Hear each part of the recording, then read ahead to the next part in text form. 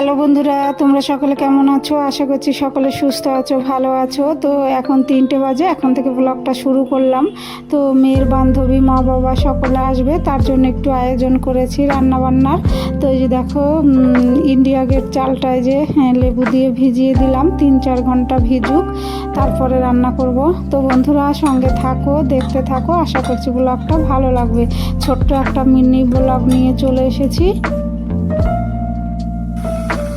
তো আমি আমার মতো ঘরোয়াভাবে পনির পছন্দ রান্না করব। তো এই যে দেখো, পনিরটা কিউব করে কেটে নিয়ে এই যে লবণ, তেলের উপরে লবণ দিয়ে পনিরটা ভেজে নিচ্ছি। আর এখানে আগে ভাজা হয়ে গেছে, গরম জলে এই যে ভিজিয়ে দিয়েছি। তো ভেজে গরম জলে ভিজালে আর কি পনিরটা সফট হয়, খেতে ভালো লাগে। তো পনির ভাজা হয়ে গেছে, তারপরে দেখো এখানে গোটা গরম মশলা তেলের উপরে দিয়ে দিলাম, আর কাঁচা লঙ্কা আর আদা বাটা দিয়ে দিলাম। তো ভালো করে কষিয়ে নিয়ে একটু হিং দিয়েছি। আর এই যে এখন কাজু আর চারমগজ আর একটু পোস্ত দিয়েছি, একসঙ্গে পেস্ট করে যে দিয়ে দিলাম। তো ভালো করে কষিয়ে নিয়ে জিরে গুঁড়ো, ধনে গুঁড়ো দিয়ে আবারও ভালো করে কষিয়ে নেব। তারপরে দই দিয়ে পনির রান্নাটা হয়ে গেছে। আর তোমাদের সঙ্গে শেয়ার করতে পারিনি, হ্যাঁ প্রচুর গরম। আর এখানে দেখো ফ্রায়েড রাইস হয়ে গেছে।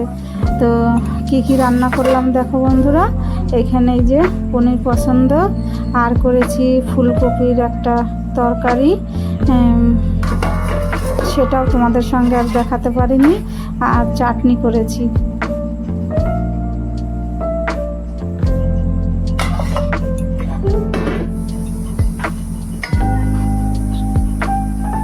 তো দই মিষ্টি পায়ে ছিল বন্ধুরা, সেগুলো আর ভিডিও করা হয়নি, গরম প্রচুর। আর আমি তো নানান কাজের ঝামেলায় রয়েছি, আর মেয়েও তেমন ভিডিও করেনি। তো মেয়েকে আর 2 বান্ধবীকে দিয়ে দিয়েছি খেতে। তো যে ওরা ওর জন্য বসে আছে, ও এখনো বসেনি। তো বন্ধুরা আজকে এই পর্যন্তই, টাটা।